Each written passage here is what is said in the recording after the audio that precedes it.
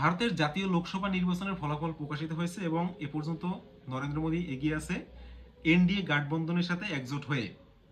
কিন্তু কথা হচ্ছে বিরোধী পার্টি যারা আছে, বিরোধী দল যারা আছে, বিরোধী দলের সাপোর্টার যারা আছে, তারা খুশি মানাইতেছে, তারা পার্টি করতেছে, তারা সাকসেস পার্টি করতেছে। এখন বিজেপির যে সাপোর্টাররা আছে, বিজেপির যে লোকজন আছে, তারা বলতেছে ভাই জিতছি তো আমরা, আয়েগা তো মোদি, তোমরা কি খুশিতে সাপোর্ট মানাইতেছ? আমরা একা নিজের দামে 241 সিট পাইছি, আর তোমরা পুরো গাঠবন্ধন, ইন্ডিয়া গাঠবন্ধন মিলেও তো এতগুলো সিট পাও না, 231 এসে থামে আসো, তো তোমরা কেন খুশি মানাইতেছ? এখন এই কম্পারিজন কেন করা হচ্ছে? আর বিজেপির এই অবস্থা হওয়ার পেছনে যে নিজেদের দমে সরকার না বানাইতে পারার যে কারণ, সেই কারণের 5টা পয়েন্ট উল্লেখ করব। তার আগে বলি, এজ এ বাংলাদেশি আমি ভারতের রাজনীতির একজন ভক্ত। পৃথিবীর সবচেয়ে বড় ডেমোক্রেসি যেখানে, সেই বড় গণতন্ত্রে যদি রাজনীতি বোঝা যায়, আমার হিসাব মতে ভারতের রাজনীতি যদি কেউ বুঝতে পারে একদম ভেতর থেকে আর বাইরে থেকে, যদি পুরো ভারতের রাজনীতি, শুধুমাত্র কোনো রাজ্যের কথা বলতেছি না, কেউ আবার চিন্তা করেন না পশ্চিমবঙ্গের রাজনীতি বুঝলেই আপনি বুঝে গেছেন সবকিছু, পুরো ভারতের রাজনীতি যদি কোনো ব্যক্তি বুঝতে পারে এবং সেই সাথে যদি আমেরিকা আর ভারতের রাজনীতি, দুইটা রাজনীতি বুঝতে পারে, তাহলে আমার মনে হয় পৃথিবীর যে কোনো দেশের রাজনীতি বোঝা তার কাছে পানির মতো সহজ। এই জন্য আমি ভারতের রাজনীতি একদম মোটামুটি A to Z সবসময় পর্যবেক্ষণ করি এবং নির্বাচন চলাকালীন আমি পুরো নির্বাচনটাকে পর্যবেক্ষণ করছি, এবং শুধুমাত্র কোনো এক পক্ষের দিক না, যে গদি মিডিয়া যেটা বলতে সেই দিক থেকে না, ঠিক আছে? আমি দুই দিক থেকেই দেখছি। আমার ধারণা মতে রাজনীতি করা যায় না, এটা আমার পার্সোনাল একটা ধারণা। কারণ আমাদের দেশে দেখবেন, আপনার ছোট ভাই হবে, আপনার ছেলে হবে, এলাকার কোনো একজন নেতার পেছনে ঘুরে, এলাকার কোনো একজন বড় ভাইয়ের পেছনে ঘুরে, আর সে নিজেকে রাজনীতি করে বলে পরিচয় দেয় যে আমি রাজনীতি করি, বা ওই নেতাও বলে যে আমি রাজনীতি করি। আমার হিসেব মতে রাজনীতি করা যায় না। রাজনীতি সাথে দুটো জিনিস হয়, একটা হচ্ছে রাজনীতিকে তুমি বুঝতে পারো, তুমি শিখতে পারো, রাজনীতি বোঝা যায়, আর 2 নম্বরটা হচ্ছে রাজনীতি খেলা যায়। যাই হোক, টপিকে আসি। কম্পারিজন কেন করা হচ্ছে? এই কারণে যে বিজেপি হচ্ছে ভারতের সবচেয়ে বড় দল। বিজেপির কাছে বিগ মানি আছে, ইলেকটোরাল বন্ড শেষ হয়ে গেছে কিন্তু তার টাকাটা তো শেষ হয়ে যায় না।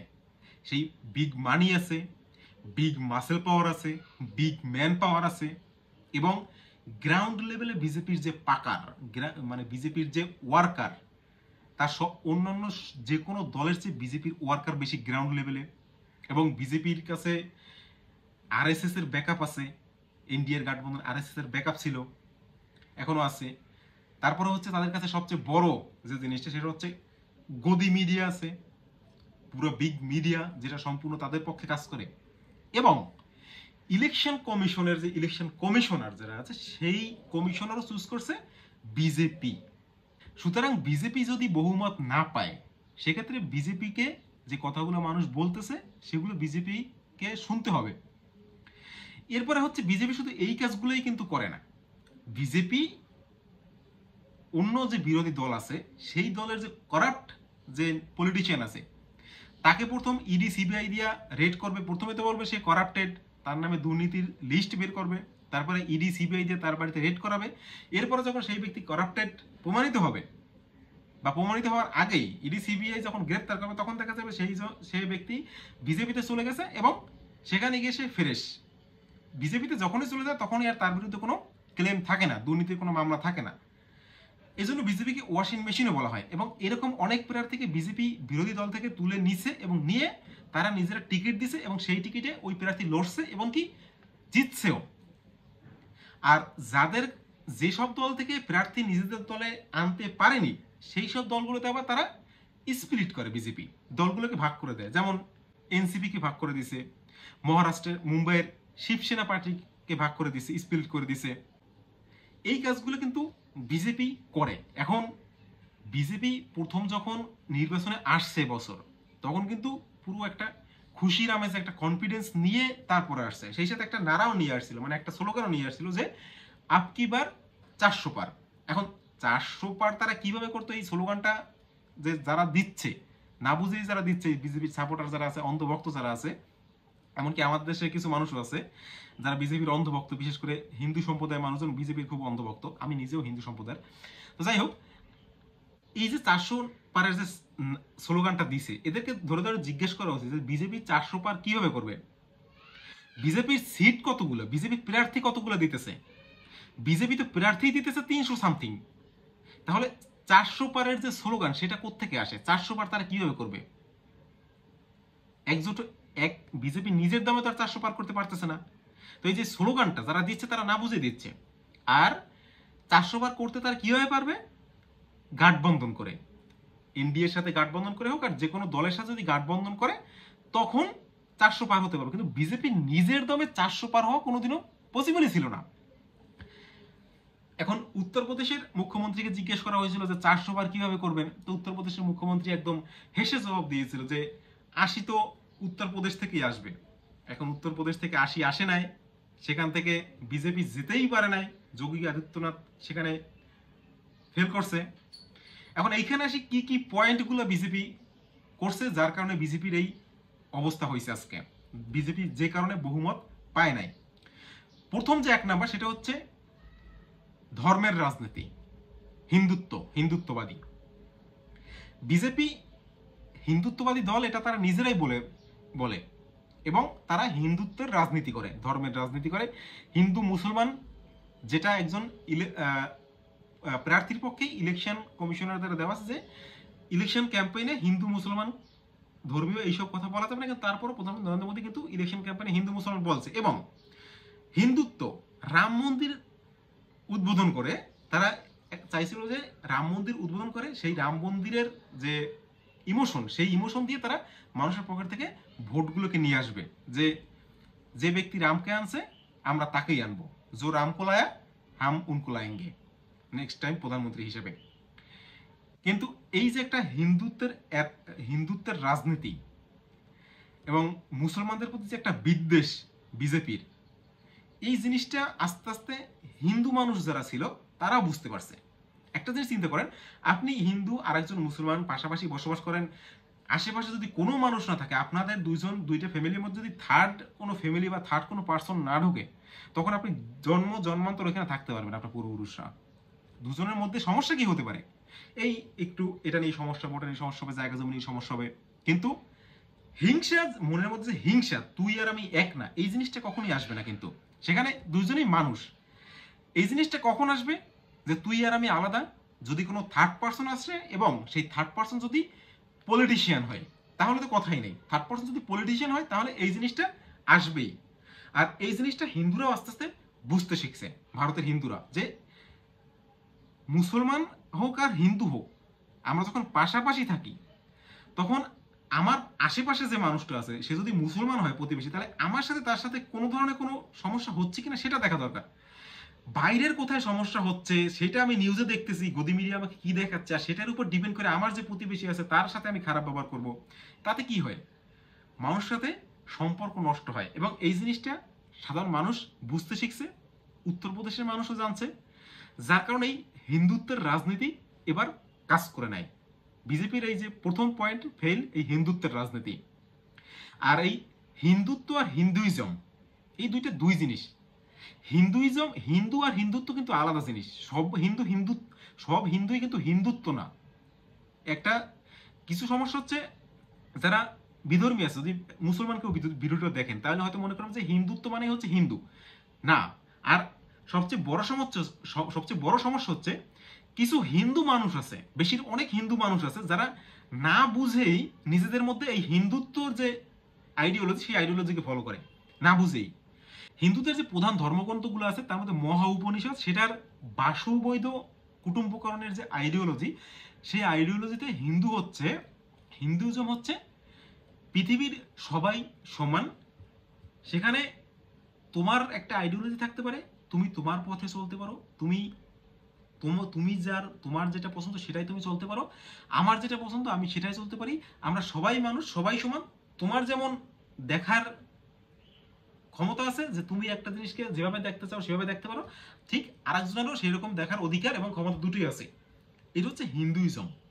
আর হিন্দুত্ব বা হিন্দুত্ববাদী কোনটা? সেটা হচ্ছে আমরা হিন্দু যারা আছি এদের সবাইকে এক পোশাক পরতে হবে, তুমি আলাদা কিছু চিন্তা করতে পারবে না, সবাই এক ধরনের চিন্তা করতে হবে। হ্যাঁ, আমরা সবাই এক পোশাক পরতে হবে, সবাই এক খাবার খেতে হবে, সবাইকে এক জায়গায় থাকতে হবে, আর আমরা যে জায়গায় থাকবো সে জায়গায় আর কেউ থাকতে পারবে না। এগুলো হচ্ছে হিন্দুত্ববাদী রাজনীতি। হিন্দুত্ববাদী বা হিন্দুত্ব এই জিনিসটা হিন্দুত্বকে আলাদা করাই হয়েছে এই কারণে যাতে হিন্দুত্বটাকে রাজনীতিতে প্রয়োগ করা যায়, হিন্দুত্বটা দিয়ে যেন রাজনীতি করা যায়, এই জন্য এই হিন্দুত্বটাকে রাজনীতির জন্য বানানো হয়েছে বেসিক্যালি। যাই হোক, বিজেপি এবছরের এই প্রথম পয়েন্ট হিন্দুত্ব রাজনীতির জন্য এই অবস্থায় আসছে, কারণ হচ্ছে একটা। আর 2 নম্বরে হচ্ছে অ্যারোগেন্স হচ্ছে বিজেপি এবং সেই সাথে প্রধানমন্ত্রী নরেন্দ্র মোদীর। পাবলিককে তারা টেকেন ফর গ্রান্টেড নিছে, ভোটারদের যে ক্ষমতা সেটাকে আন্ডার এস্টিমেট করছে। বিজেপি চিন্তা করতো হিন্দুত্ব দিয়া ইউপি তো উত্তরপ্রদেশ তো আমাদেরই, উত্তরপ্রদেশের 80টা সিট, সেখানে রাম মন্দির করছি, অযোধ্যা সেইখানে, আর একে তো সেখানে আমাদের সরকার আছেই, যোগী আদিত্যনাথ আছে, উত্তরপ্রদেশ তো আমাদেরই, উত্তরপ্রদেশের মানুষ আমাদের বিপক্ষে কখনোই যাবে না। দ্বিতীয়ত হচ্ছে এই যে ফার্মার প্রোটেস্ট, ভারতে দুইবার এবং বছরখানিক পর্যন্ত ফার্মার প্রোটেস্ট চলছে, বিশাল ফার্মার প্রোটেস্ট। সেই ফার্মার প্রোটেস্টে ফার্মারদেরকেও তারা আন্ডার এস্টিমেট করছে,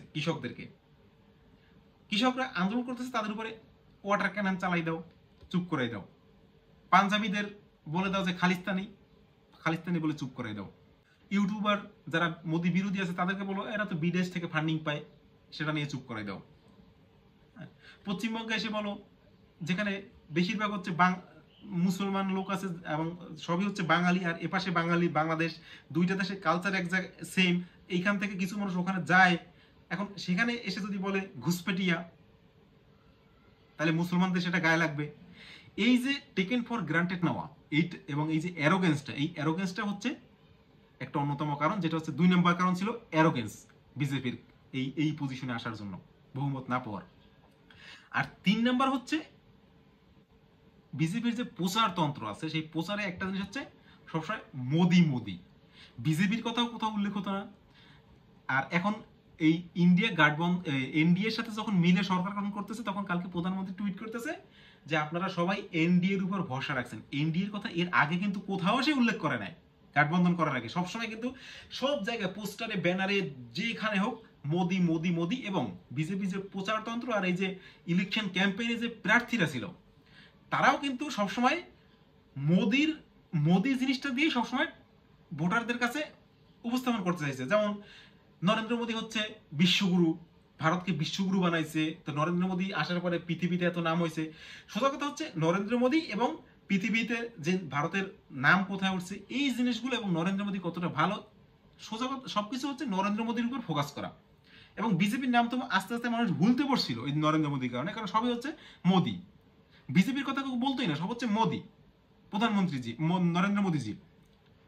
এখন এই যে সব জায়গায় মোদি এবং পুরো ইলেকশন ক্যাম্পেইনে যেখানে মানুষ বিজেপি কি বলা উচিত ছিল ক্যাম্পেইনে যে আমরা বিগত 10 বছরে কি করছি আর আগামী 5 বছরে ক্ষমতায় আসলে কি করব, এই জিনিসগুলো করার কথা ছিল, সেখানে বলার কথা ছিল। কিন্তু বিজেপি ক্যাম্পেইনে কোনো প্রার্থী নিজেদের যে ম্যানিফেস্টো সেই ম্যানিফেস্টোর কথা কোথাও বলে নাই, উল্টো তারা কি বলছে, একে মোদি করছে, আর দুইতে বিরোধী দলের যে ম্যানিফেস্টো আছে কংগ্রেসের সেই ম্যানিফেস্টো নিয়ে আলোচনা করা শুরু করেছে। এবং যে কথা ওই বিরোধী দলের ম্যানিফেস্টোতে লেখা নাই যে এই যে কংগ্রেস যাইতে পারলে যে সম্পত্তি আছে সেটা মুসলমানদের দিয়ে দেওয়া হবে এবং মঙ্গলসূত্র ছিনিয়ে নিয়ে মুসলমানদের দেওয়া হবে, এই যে জিনিসগুলো নিয়ে মিথ্যা বলা শুরু করছে। যেখানে কংগ্রেসের যে ম্যানিফেস্টো সেখানে কিন্তু হিন্দু মুসলমান বৌদ্ধ খ্রিস্টান কোনো ধরনের কোনো শব্দই উল্লেখ নাই। কিন্তু প্রধানমন্ত্রী নরেন্দ্র মোদী প্রত্যেক দিন নির্বাচনী ক্যাম্পেইন প্রচারণায় নরেন্দ্র মোদী সহ এবং তার যে বিজেপি প্রার্থীরা ছিল প্রত্যেকদিন একটা মিথ্যা কথা বলে গেছে। এবং এই যে বিরোধী দল যারা ছিল তারা প্রত্যেকদিন পরের দিন যে গতকালকে যে মিথ্যা কথা বলছে তারা বিরোধী দল সেটা ছাপাই গেছিল যে না এটা মিথ্যা কথা, এটা আমাদের ম্যানিফেস্টোতে কোথাও লেখা নেই বা আমরা কোনোটা বলি নাই। এদিক থেকে তারা সেইটা ছাপাই গায় মানুষকে, আর ওদিক থেকে তারা আবার একটা মিথ্যা বলে দেয়। এই জিনিসটাই পুরা ইলেকশন ক্যাম্পেইনে চলছে। কিন্তু এই মোদি প্রচারণার মধ্যে যে জিনিসটা গ্রাউন্ডেড ছিল, গ্রাউন্ড লেভেলে যে জিনিসটা দরকার ছিল মানুষের, শিক্ষা নিয়ে কথা বলা, স্বাস্থ্য নিয়ে কথা বলা, যোগাযোগ ব্যবস্থা নিয়ে কথা বলা, জব নিয়ে কথা বলা, হ্যাঁ, বেরোজগারি যে আছে এই জিনিসগুলো নিয়ে কথা বলা। ইন্ডিয়া গঠবন্ধন এই জিনিসগুলোকে একসাথ করছে। ইন্ডিয়া গঠবন্ধন একদম রুরাল এরিয়ার গিয়ে সেখানকার যে ভোটাররা ছিল তাদের যে মুদ্রা, সেখানকার যে মুদ্রা, এই মুদ্রাগুলো উঠেছে এবং এগুলোকে কঠিনভাবে ফলো করছে। এই মুদ্রাগুলো দিয়ে কঠিনভাবে প্রচারণা চালাইছে, যার কারণে ইন্ডিয়া অ্যালায়েন্স এই পয়েন্টটাই আগাই গেছে, যেটা বিজেপি শুধুমাত্র এই মোদি করার কারণে পারে নাই। আর এখন তো করতেও পারবে না মোদি, যেহেতু গাঠবন্ধনের সরকার এসে গেছে, এখন আর মোদি করা সম্ভব নয়, আগে যেটা সম্ভব ছিল। যাই হোক, সে বিষয়ে পরে আসতেছি, বাকি দুটো পয়েন্ট আছে সেটাও বলে দিই। 4 নম্বর হচ্ছে অ্যাবিউজিং ওয়ার্ড। বিজেপির যে প্রচারণা তন্ত্র হোক আর প্রার্থীরা হোক, তারা নির্বাচনী ক্যাম্পেইনে হোক আর যে পুরো এই যে বিগত বিজেপির যে 10 বছরের টার্ম, এই টার্মের মধ্যে বিভিন্ন সময় তারা অপোজিশনকে গালিগালাজ করছে, অপোজিশনের নেতাদের কাউন্টার করতে গিয়ে তাদের নামে গালিগালাজ করছে, অ্যাবিউজিং করছে, বিভিন্নভাবে আকার ইঙ্গিতে কথা বলছে। যেমন সিতিয়ানি রাহুল গান্ধীকে হারানোর পর থেকে পুরো 5 বছর সে যেভাবে হোক যেখানে হোক রাহুল গান্ধীকে অপমান করছে। মানে ভাষণ দেওয়ার সময় যদি মাইকটাও একটু খারাপ হয়ে গেছে তো সেখানেও বলছে এই মাইকেলার নাম কি রাহুল নাকি, এইভাবে অপমান করছে। এখন এটাকে অপমান বলা যায় না, এটা একটা স্যাডিস্টিক প্লেজার সে পাইছে। ঠিক আছে, অপমান তো আর রাহুল গান্ধী তাতে হয় নাই, সে করছে, সিতিয়ানি মনে করছে যে আমি অপমান করতেছি, মজা পাইতেছি, সে স্যাডিস্টিক প্লেজার পাইছে। কিন্তু এই যে ছোট ছোট জিনিসগুলো, সংসদে বিজেপির কোনো সাংসদকে যদি বিরোধী দলে কোনো সাংসদ কোনো একটা কথা বলে যেটা তার পছন্দ না, তাহলে সেই সাংসদকে সাসপেন্ড করে দাও। অথচ বিজেপির কোনো সাংসদ যদি কোনো মুসলমান সাংসদকে সংসদে বসে টেরোরিস্ট বলে গালিগালাজ করে, তখন এটা নিয়ে গদি মিডিয়াও দেখায় না, সে সাসপেন্ডও হয় না। এরপরে হচ্ছে ক্যাম্পেইন প্রচারণা চালানোর সময় বিভিন্নভাবে তার বিভিন্ন কথা বলছে, বিভিন্নভাবে মুসলমানদের আক্রমণ করছে, হ্যাঁ, ঘুষপেটিয়া বলছে। এরপর হচ্ছে একজন হচ্ছে হায়দ্রাবাদের মাধবীলতা, সে তার ইলেকশন ক্যাম্পেইনে প্রচারণা চালানোর সময় একটা মসজিদের সামনে দিয়ে যাওয়ার সময় রোড শো করতেছিল, তখন মসজিদের সামনে দিয়ে যাওয়ার সময় সে মসজিদের দিকে তীর মারার একটা অ্যাঙ্গেল, মানে একটা এরকম করছে, তীর মেরে মসজিদকে ভেঙে ফেলে। এখন এই জিনিসগুলো সবগুলো হচ্ছে অ্যাবিউজিং। মানুষ আস্তে আস্তে শিখছে, মানুষ আস্তে আস্তে বুঝতে শিখছে যে এই জিনিসগুলোর তো কোনো দরকার নেই, তুমি ক্ষমতা আসতে গেলে তুমি শুধুমাত্র হিন্দু মুসলমান করতে সব পয়েন্ট নিয়ে। আসল যে মুদ্রা, সেই মুদ্রায় নাই, পেটে ভাত নাই, হিন্দু দিয়ে কি হবে, মুসলমান দিয়ে কি হবে, ধর্ম দিয়ে কি হবে, যদি পেটে ভাত না থাকে, যদি বেরোজগারই থাকি, আমি আমার চাকরি নাই, আমার কাছে টাকা নাই, শিক্ষা নাই, আমি বাচ্চাকে লেখাপড়া করাতে পারছি না প্রপার ওয়েতে, তুমি সব স্কুলের বানিয়ে রাখছো যেগুলো প্রাইভেট আমির মানুষের জন্য, দেশের কিছু কয়েক পার্সেন্ট আমিরদের জন্য, আর আমাদের জন্য কিছুই করতেছো না, গ্রাউন্ড লেভেলে কিছু করতেছো, তাহলে ধর্ম দিয়ে কি হবে? মানুষ এটা বুঝতে শিখছে। এবং এই যে অ্যাবিউজিং ওয়ার্ড যেগুলো বিজেপির নেতা মন্ত্রী বলছে, এইগুলোর ফলো পাইছে। 4 নাম্বার ছিল এটা। 5 নাম্বারে হচ্ছে ওভার কনফিডেন্স। বিজেপির একটা ওভার কনফিডেন্স ছিল যে বিজেপি একাই সরকার গঠন করবে। আগের বার যেমন তারা একা সরকার ছিল, এবছরও সেই একা সরকার গঠন করবে, কারো দরকারই নাই কোনো তাদের। ইন্ডিয়া অ্যালায়েন্স গাঠবন্ধন করছে, বিজেপির কোনো গাঠবন্ধনের দরকার নাই, তারা একলাই পারবে, এই একটা যে কনফিডেন্স ছিল। এবং এই কনফিডেন্সের কারণে তামিলনাড়ুতে তারা এই যে এনডিএ অ্যালায়েন্স তার সাথে মিলেই নাই, সেখানে গাঠবন্ধনই করে নাই। এবং ফলাফল কি হয়েছে? তামিলনাড়ুতে 39-এর 39টা আসনেই হারছে এবং 39-এর 39টা আসনেই ইন্ডিয়া গাঠবন্ধন পাইছে। এই যে একটা ওভার কনফিডেন্স, এই হরিয়ানা হোক, রাজস্থান হোক, তামিলনাড়ু, কর্ণাটকা, মহারাষ্ট্র, সব জায়গায় কিন্তু এই একই জিনিস হয়েছে। এবং পশ্চিমবাংলায় আসতেছে একটু পরে, সব জায়গায় এই একই জিনিসটা হয়েছে, ওভার কনফিডেন্স। 400 পাবো, হিন্দু আমাদের সাথে আছে। আর এখন কি হয়েছে? ওভার কনফিডেন্সের ফলে বহুমত বানানোর জন্য সেই গাঠবন্ধন করা লাগছেই। এই ছিল 5টা পয়েন্ট। এরপর আসি পশ্চিমবঙ্গে হচ্ছে প্রধানমন্ত্রী বা বিজেপির যে ওভার কনফিডেন্স বা বিজেপির যে আস্থা যেটাই হোক, তা ছিল হচ্ছে পশ্চিমবঙ্গে এবার 42টা সিটের মধ্যে 22টা সিট তারা পাবে, 22টা-24টা সিট তারা পাবে। মানে তাদের গতবার ছিল 2019-এর লোকসভা নির্বাচনে বিজেপি পাইছিল 18টা, মমতা ব্যানার্জি পাইছিল 22টা, মানে মমতা ব্যানার্জি ক্ষমতা ছিল। এবার বিজেপি বলছিল যে এবার তারা 24টা পাবে, ঠিক আছে, কোথাও বলছিল 30টাও পাবে, পশ্চিমবঙ্গের 30টা সিটই বিজেপি পাবে, এরকম বলছিল। কিন্তু হয়েছে কি, হয়েছে উল্টা। 18টা থেকে কমে আসছে এখন 12টায়। পশ্চিমবঙ্গে হচ্ছে বেশিরভাগ ভোটার, একটা বড় অংশ হচ্ছে মুসলমান ভোটার। হ্যাঁ, এখন মুসলমান ভোটারদের রাজ্যে এসে, যে জায়গার মুসলমানরা হচ্ছে, মুসলমান হিন্দু যে রাজ্যটা হচ্ছে বাঙালি রাজ্য, এবং তার পাশেই হচ্ছে বাংলাদেশ, দুইটা দেশের কালচার যেখানে মিলতেছে, এই দেশ থেকে কিছু মানুষ সেখানে যাচ্ছে, রেগুলার যাচ্ছে, সেখানে গিয়ে থাকা শুরু করছে, বৈধ হোক আর অবৈধভাবে যেভাবে হোক। এখন তার জন্য যদি তুমি সেন্ট্রাল থেকে এসে বলো যে পশ্চিমবঙ্গে ঘুষপেটিয়ে আছে, এখন মুসলমান যদি তুমি ঘুষপেটিয়ে বলো, তাহলে সেখানকার যারা অরিজিনাল মুসলমান, তারা একে তো দেখছে যে বিজেপি মুসলমানদের সাপোর্ট করে না, তার উপর যদি সেখানে এই ধরনের কথাবার্তা বলা হয়, এবং এই মাটন খাওয়া নিয়ে কথা বলা হয়, তারপর মাছলি খাওয়া মানে মাছ খাওয়া নিয়ে যদি সেখানে আঙ্গুল তুলে, বাঙালি মাছে ভাতে বাঙালি বাঙালি মাছ খাবে, সেখানে এসে যদি তুমি বাইরে থেকে তুমি কি খাইতে আসো, এটা হচ্ছে হিন্দুত্বের রাজনীতি। বললাম না যে সবাই একসাথে চলতে হবে, সবাইকে একরকম থাকতে হবে, সবাইকে এক জিনিস খাইতে হবে। তুমি নিরামিষ খাও, তোমার রাজ্যে যেটা খাও সেটা যদি তুমি এই পশ্চিমবঙ্গে এসেও চাপাই দিতে চাও, তাহলে কি সেটা চলবে? চলবে না। বাঙালি মাছে ভাতে বাঙালি, বাঙালি মাছ খাবে, সেটাই স্বাভাবিক। যেটা যেখানকার খাবার সেটা সেখানকার মানুষ খাবে, খাবারটা তো অঞ্চল ভেদে। এখন তুমি যদি খাবারটাকেও ধর্মের ভেদে ভাগ করতে যাও, তাহলে তো এরকমই হবে। পশ্চিমবঙ্গে মমতা ব্যানার্জিকে আন্ডার এস্টিমেট করা একদমই উচিত না।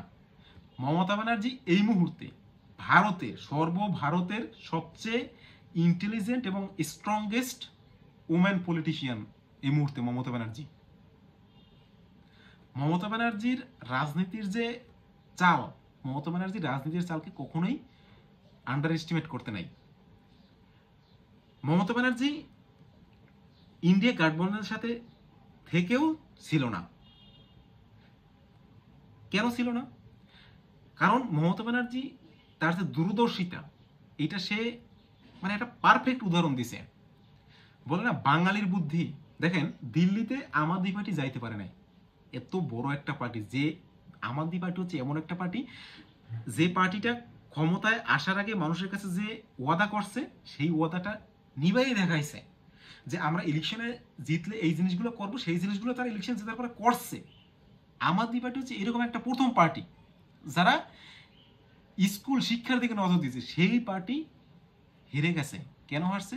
কারণ তারা ইন্ডিয়া অ্যালায়েন্সের সাথে যুক্ত হয়েছে, কিন্তু সেখানে ইন্ডিয়া মানে কংগ্রেস আর আম আদমি পার্টি যে একসাথে শক্তভাবে একটা গাঠবন্ধন করে যে প্রচারণা চালাবে, যেটা অন্যান্য রাজ্যে চালাইছে, মহারাষ্ট্রে চালানো হয়েছে কংগ্রেসের সাথে, তারপর সমাজবাদী পার্টি উত্তরপ্রদেশে চালাইছে যে শক্ত পজিশনে, এবং বিহারে হোক, যে কংগ্রেস যেভাবে একসাথে প্রচারণা চালাইছে, এই জিনিসটা কিন্তু দিল্লিতে আম আদমি পার্টির সাথে ঘটে নাই। আম আদমি পার্টির সাথে একসাথে সেই প্রচারণা চালাইতে পারে নাই।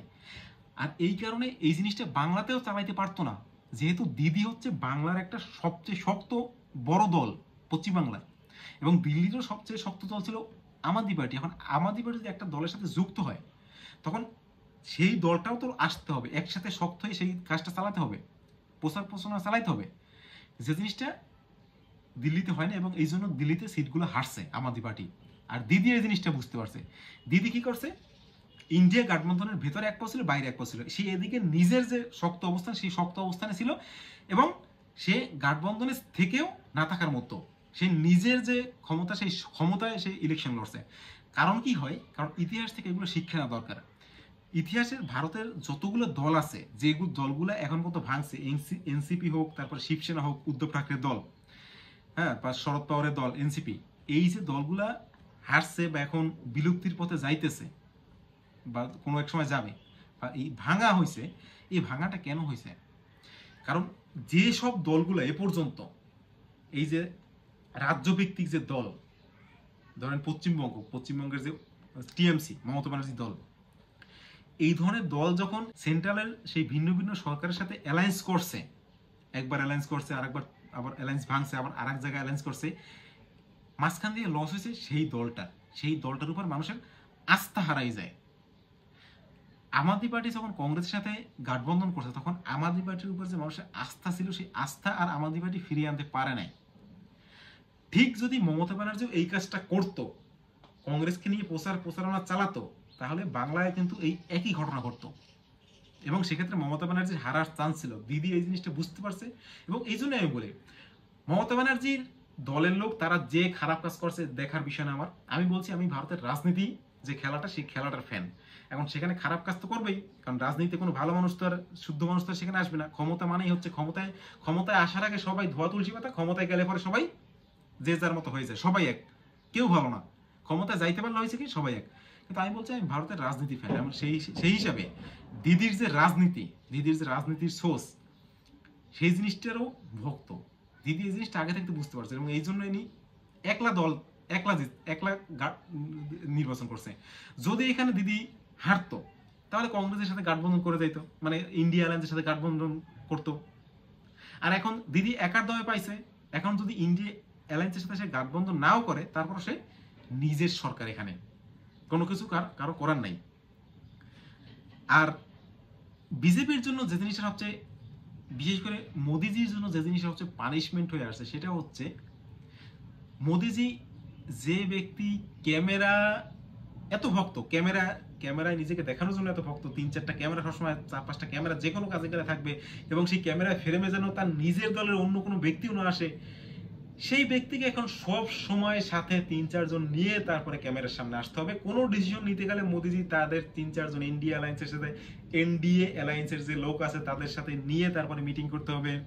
এবং বিজেপি আগে যে একচেটিয়া দল ছিল, নিজেদের যে একটা দাম্ভিকতা ছিল যে আমরা যেটা চাইবো সেটাই হবে, যে কোনো সময় নোটবন্দি করে দেবো, করোনায় লকডাউন দিয়ে দেবো, নিজেদের ইচ্ছা মতো আইন নিয়ে আসবো, এই জিনিসগুলো আর বিজেপি সম্ভব না করতে।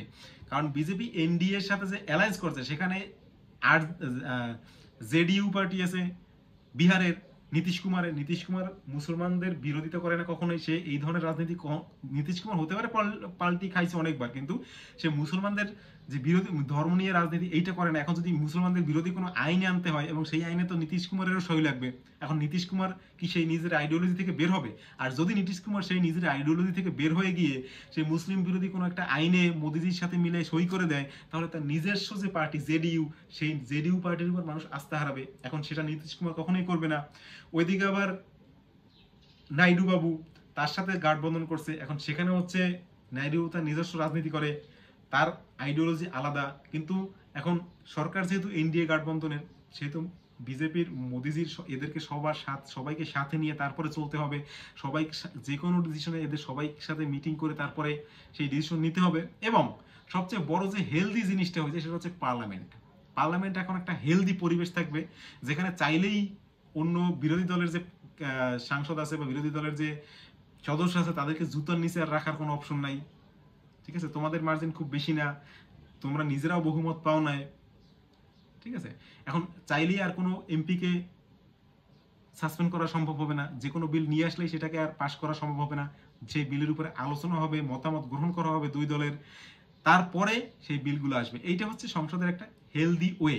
এবং আস্তে আস্তে মানুষ বুঝতে শিখবে, মানুষও প্রশ্ন তুলতে শিখবে যে আমাদের কান্ট্রিতে ডেমোক্রেসি, আমরা ডেমোক্রেসিতে কত নাম্বার আছে সেই লিস্ট দাও, মানুষ কথা বলতে পারবে, ডেমোক্রেসির যে মূল উদ্দেশ্য সেই জিনিসগুলো মানুষ আস্তে আস্তে শিখবে। এবং যেটা হচ্ছে মোদি একটা ফ্রেম ছিল না যে মোদিকে কখনো হারানো যাবে না, মোদিজিকে কখনো ভাঙা যাবে না। এই যে এখন যে জিনিসটা হচ্ছে মোদিজিকেও ভাঙা যায়, এটা অন্যান্য দল আছে ছোট ছোট, তাদের মধ্যে এই জিনিসটার একটা আত্মবিশ্বাস আসবে যে মোদিকেও ভাঙা যায়। এবং মোদি আসছে তো মোদিজি তৃতীয়বারের মতো প্রধানমন্ত্রী হবেন, কিন্তু সেই প্রধানমন্ত্রী তিনি কত বড় মোদি হিসেবে হবেন সেটা দেখার বিষয়। এত বড় মোদি হিসেবে হবেন না, এত বড় মোদি হিসেবে হবেন না, এত বড় মোদি হিসেবে হবেন, এটা কিন্তু দেখার বিষয়। কারণ মোদিজি এখন আর নিজের দাপটে ক্ষমতায় আসতে পারেন নাই, তাকে এনডিএর সাথে গাঠবন্ধন করে রাখতে হবে, ক্ষমতায় থাকতে হলে। বাই চান্স যদি এনডিএর মধ্যে এই আরজেডিইউ পার্টি, নীতিশ কুমার বা নাইডু বাবু যদি কোনোভাবে দল চেঞ্জ করে ফেলে, এনডিএ গাঠবন্ধন থেকে বিজেপির থেকে আলাদা হয়ে যায়, হতেই পারে। ফেডারেল সিস্টেমে এরকমই হয়, যে কোনো সময় সরকার পাল্টে যেতে পারে। এখন আজকে বিজেপির সাথে আছে, হতে পারে 6 মাস পরে, 3 মাস পরে কারো একজনের মন চেঞ্জ হয়ে গেল, সেখান থেকে বেরিয়ে গেল, তখন কিন্তু বিজেপি আরো কমজোর হয়ে যাবে। এবং যদি সব দল বের হয়ে যায় তখন বিজেপি কিন্তু তার মেজরিটি হারাবে এবং ক্ষমতা উল্টো ইন্ডিয়া গাঠবন্ধনের কাছে এসে পড়বে। এখন এই সেম জিনিস অ্যাপ্লিকেবল হচ্ছে কিন্তু আবার ইন্ডিয়া গাঠবন্ধনের ক্ষেত্রেও। আমরা যে ইন্ডিয়া গাঠবন্ধন বলি যে একটা শক্ত বিরোধী দল আসছে, ডেমোক্রেসি সুষ্ঠুভাবে চলবে, একটা শক্ত বিরোধী দল যে সংসদে থাকবে, যে কোনো বিষয়ে এই শক্ত একটা বিরোধী দল সেটা নিয়ে মতামত করতে পারবে, তাদের সাথে আলোচনা করতে হবে, এই জিনিসটা কিন্তু এই শক্ত বিরোধী দল যাদেরকে বলতেছি তাদের সাথেও একই জিনিস, এরাও কিন্তু গাঠবন্ধনে। এরা যদি এক না থাকতে পারে, আজকের পর কালকে যদি কোনো একটা জিনিস নিয়ে এই দুটো দলের মধ্যে দ্বিমত হয়, এই 28টা দলের মধ্যে কোনো দলের সাথে, তাহলে কিন্তু ওই ইন্ডিয়া গাঠবন্ধন যদি ভাঙা শুরু করে, তখন কিন্তু এদিকে বিজেপি আরো শক্তিশালী হবে। আর এদিকে যদি এনডিএ ভাঙা শুরু করে, তাহলে ইন্ডিয়া গাঠবন্ধন শক্তিশালী হবে, বিজেপি আরো নরম হয়ে আসবে। তো এই জিনিসটা দুই দিক থেকে অ্যাপ্লিকেবল। ইন্ডিয়া গাঠবন্ধনের যে দল আছে তারাও যদি সেখান থেকে বেরিয়ে আসে এবং বিজেপি যদি কোনোভাবে সেই দলগুলোকে ভাঙাইয়া নিজেদের দিকে আনতে পারে, ইন্ডিয়া থেকে বের করে এনডিএর সাথে আনতে পারে, তাহলে কিন্তু খেলা আবার বিজেপি শক্ত পজিশনে এসে যাবে। যেমনটা বিজেপি দল স্প্লিট করতে ওস্তাদ, এনসিপিকে স্প্লিট করছে, মহারাষ্ট্রের উদ্ধব ঠাকরেকে স্প্লিট করে দিছে, যে রানিং মুখ্যমন্ত্রী তাকে রাতারাতি শিবসেনা সেই দলটাকে ভেঙে দিল। যারা এই খবর জানেন তারা তো জানেন কিভাবে সেই শিবসেনার বেশিরভাগ সদস্য সংখ্যা এবং তাদের বেশিরভাগ সদস্য সংখ্যা সেখান থেকে বেরিয়ে এসে বিজেপির সাথে মিলে মুম্বাইতে সরকার গঠন করছে, রানিং একটা সরকার থেকে বেরিয়ে রানিং সরকারকে ভেঙে ফেলছে। এখন এই জিনিসগুলো যদি বিজেপি করতে পারে, ইন্ডিয়া অ্যালায়েন্সের ভেতরে যেসব দলগুলো আছে, সেটা হোক টাকার বিনিময়ে বা ক্ষমতার বিনিময়ে, যে কোনো বিনিময়ে যদি এই জিনিসটা করতে পারে, তাহলে কিন্তু বিজেপি আস্তে আস্তে আরো শক্তিশালী হবে। তো এই জন্য একটা শক্তিশালী বিরোধী দল হিসেবে থাকার জন্য ইন্ডিয়া অ্যালায়েন্সকে তাদের নিজেদের যে আইডিওলজি আছে এবং এখন পর্যন্ত তারা যেরকম ছিল সেই অবস্থায় থাকাটা খুব জরুরি, যেটা শুধুমাত্র তাদের জন্য না, দেশের যে মানুষ আছে, সাধারণ মানুষের জন্য, ডেমোক্রেটিক কান্ট্রিতে যেভাবে মানুষ থাকতে পারে সেভাবে থাকতে হলে এই শক্ত বিরোধী দলটা সংসদের দরকার আছে। তো এই ছিল আমার অবজারভেশন থেকে কিছু কথা ভারতীয় নির্বাচনের উপরে, ভারতীয় রাজনীতির উপরে। এখানে বসে যতটা অবজার্ভ করছি ততটা বলছি, এবং অনেক স্কিপ ছাড়া কথা বলতে গেলে কি হয় যে হয়তো দেখা যাবে যে সেখানে অনেক জিনিস আছে যেগুলো বলা হয় নাই, বা অনেক জিনিস যেগুলো মনে করছিলাম বলার আগে, ভিডিও শুরু করার আগে, সেগুলো ভিডিওর মধ্যে বলতে মনে নাই। এরকম অনেক জিনিস রয়ে গেছে। যদি ভিডিও ইনফরমেটিভ লাগে তাহলে অবশ্যই চ্যানেলটিকে সাবস্ক্রাইব করবেন, ভিডিওটিকে লাইক করবেন, শেয়ার করবেন। দেখা হবে নেক্সট কোনো ভিডিওতে। সে পর্যন্ত সবাই ভালো থাকবেন। Thank you.